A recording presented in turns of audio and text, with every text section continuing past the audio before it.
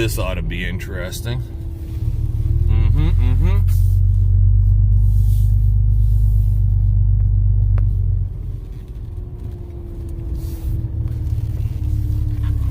Make this corner without taking the corner of the house out.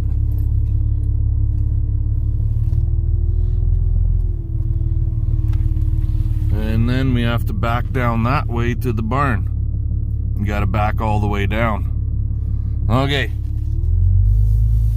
And there's a friggin' Suburban in my way. Okay, I'll let you guys go in a little bit. Well, we got backed up. And it's right to the barn door. There's a little bit of a gap on the far side, but not bad. Pile of shingles, old shingles here, and pile of stuff on the other side, but we managed to get into position, and now we're just waiting for them to bring the cattle up. So I'm gonna be quiet and we'll see what happens, right?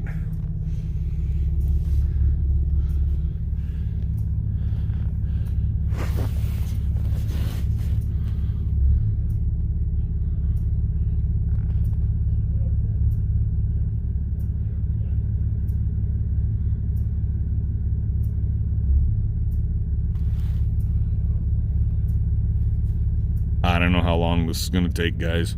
Maybe I'll let you go and I'll bring you back once we're loaded.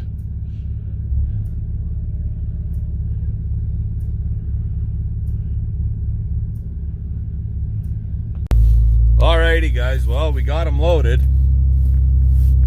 but it's not as many as they wanted to go. It's only 6. It was supposed to be 9 because they couldn't get them all in.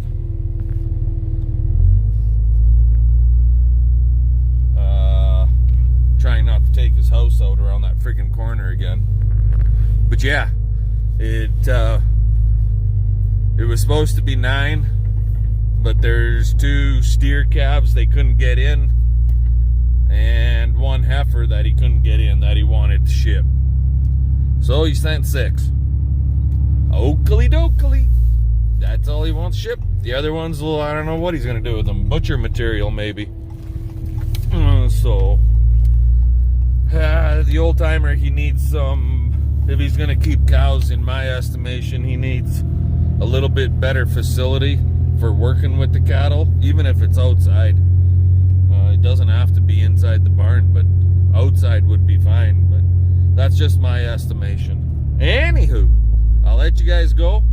We're on our way to Whitewood now, so, and you guys have been there a few times with me. I might bring you back when I get there. Then again, we might just talk to you after we get home, or else we'll catch you all tomorrow. See you then. Well, guys, we're here at the Whitewood Livestock Barn. We just pulling up the driveway. And we might be here a while. Pretty sure all of these guys are bringing cattle in, not taking cattle out. The sale is on Tuesday, unless there's a bunch of cattle here that were held over for pickup. But nope, that liner right there is loaded.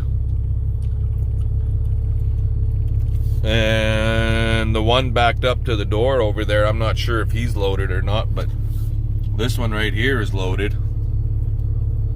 And that one actually looks like it could be empty. Nope, it's loaded. Now I see them. I can see the calves in it. It's loaded. Anyway, I got a call. Bring you guys back later. Well, that wasn't actually all that bad. I was able to get into the drive-through where we normally go. And they were having trouble with the one semi getting unloaded, so a couple guys came and got me unloaded. So that works. But since I'm here, I think, and I got my shovel with me, I think I'm gonna scrape some of the friggin' crap out of this thing before it hardens up from the cool weather, right? So anyway, I'm gonna let you guys go, and we'll yammer at y'all later. What you yammering about? No fucking around on the phone on the job? Is that so? Is that really?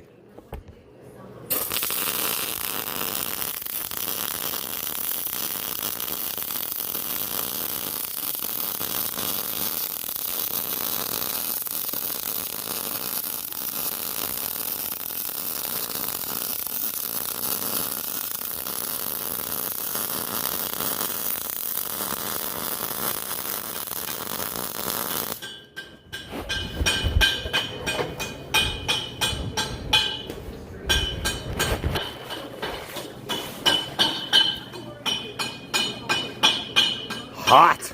She's hot. Later, guys. Alrighty, guys. Let me tell you, some of this pipe that I got here, it's nasty shit. See how it's all pitted and just gross? Yeah. It's kind of a ass of a thing to fucking weld, but we're getting her. So 1, 2, 3, 4, 5, 6, 7, 8. The bases are all made. All of the steel is cut. Lift arms, 24-foot long pieces here. Bases with the short leg on. Actually, not quite all the pieces are cut, because I gotta drill the holes in this. And then 3, 6, 8, 10, 12, and 4. And I gotta cut 4, let's see here. I gotta cut 8 more of these 6-inch flat bars. And then drill the holes in that. And then all the steel is cut for everything. So we're pretty much down to the wire of go to town and fucking weld like crazy, right? Grind and weld is basically what it's all about with this oil pipe. There's lots of it will have to be ground. We'll have to grind on the side of the pipe to clean the rust up, because we're working with the MIG. Some of it won't be too bad, but some of it, if it's like this shit here, you definitely got to grind that shit. And some of this pipe is fucking lined. So you see that? So there's actually like it's a fiberglass liner. And in between the fiberglass liner and the steel, there's like a fucking concrete / rock, almost like a wood stove liner in there. And that stuff just holds the fucking heat in the steel. So when you weld it, you can really penetrate. But fuck me, does she smokes like a son of a bitch. About 15 years ago, I had a bunch of that kind of pipe, and we were building a whole whack of stuff, and I ended up getting a nasty friggin' sinus infection from it. And then they put me on drugs for the sinus infection because of it, because I wasn't wearing a mask. And it was cold as fuck, and I was welding with the door closed. And the drugs they put me on had a steroid in them, and one of the side effects to that damn steroid was, come on, door, was insomnia. Couldn't sleep. I'd go to sleep at midnight, and I'd be up by shit, like wide awake by 4 o'clock at the latest, a.m. 3 a.m., 4 a.m. Like hell, we were so busy back then. I was in the shop Christmas Day. I made fucking 4 windbreaks before anybody got out of bed, basically. So, anyway, I'm shutting her down for tonight. Don't know what time it is, but it is getting dark. You can see that. It is getting dark. And tomorrow's the 15th of November. Tomorrow is the first day, opening day, whitetail season. So you could be guaranteed where CP will be gone. She'll be gone hunting. Guaranteed. So we'll have a busy week coming up here, boys and girls. So fun, fun, fun. Stick around. Find out what's going to happen. Let's get her done. We'll catch you all later. Oh, hey guys, how's it going? See the smoke coming out of there? Both sides. That's that friggin' lined pipe. She's nasty shit, that stuff. She's nasty. Yuck. Yuck. But at the point now where this one, all we got to do is stand her up and put the bases on. And I believe we've got her cased. So this will be windbreak frame number 1 for me, welding it together for Ryan. So when I was fabbing it up, because them plates have to be set in for a 2x6 mount to come across from like there across to over here. So when Ryan said not to weld on this side, on the face side, that way the 2x6 can fit tight right into the pipe. So not to weld on this side, he just welds on the back side. So that's what we're doing. Anyway, they're all welded in on the back side. So when it was flipped the other way and I was fabbing, all I did was took a 2x6, laid it on the floor, set the plates on it, welded her on. Done. So now to stand her up and get the bases in. I already welded the leg to the base. Did that last night on all of them for all of the windbreaks that we got to build for Ryan. So, and up sesame.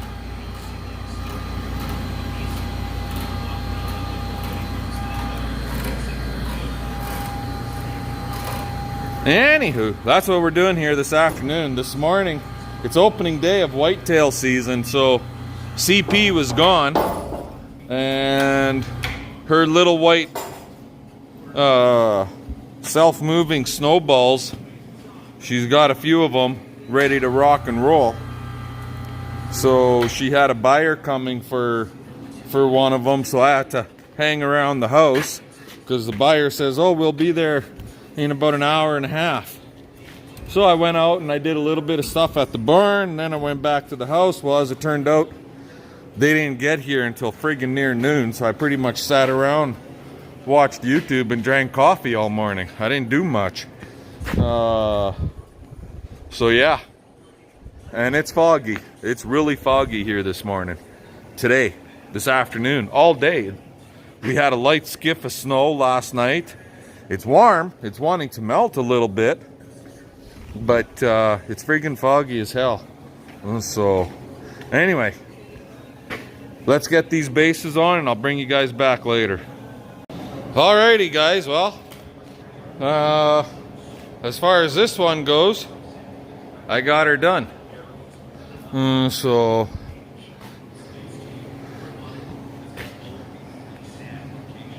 I don't think you could ask for much better than that for the straightness of her, right?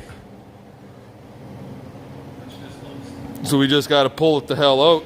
Now, Ryan still has to put, there's a gusset that goes from here down to the leg, down here. And there's a couple of pieces to go up and down in the middle for the lifting cradle part of it. Oh shit. I missed 2 pieces, and I don't know what those measurements are. These things right here. This is part of the lift cradle option also. And they go on like that. Like that there. So I gotta get a hold of him and find out what the heck he had figured out for a measurement for these to get put on. Okay, I'll get these put on And then we'll pull it out and I'll bring you guys back. Talk to you later. There. So we got a really big bale in that feeder and a really big bale in that feeder, and those are both grass slash slough hay type bales, and then a green feed oat bale that I unrolled around, and they're going to clean up on that oat bale first, and then they'll attack the slough hay. That's generally how they play with it. They like that friggin' oat feed, that green feed oats. They really enjoy that stuff. But yeah, tomorrow they're calling for friggin' like 90k friggin' wind up here.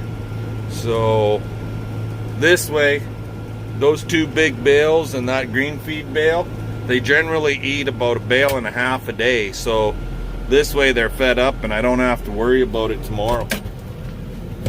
And I could keep a closer eye on them in the windstorm if they're up closer to the yard. So this puts them basically right in the corral. They won't be locked in here, but they will be in here. I don't see them taking off to go anywhere in an ugly storm. So there'll be more protection here than out in the pasture, even with the wind breaks. Anywho, I'll let you guys go. We'll bring you back later. Alrighty guys, well, got the fire going. Our wood's a little wet. It was sitting outside on the deck and I just filled the wood box, and we're good here for a couple, 3-4 days now. But it doesn't want to start worth a shit. Anyway, fun, right? And since CP was out hunting, I told her I would cook, and here it is. She just got home and it's getting dark outside, and I'm just starting. Fun. Oh well. Mac and chili, I guess, is what it'll be. So I'll let y'all go.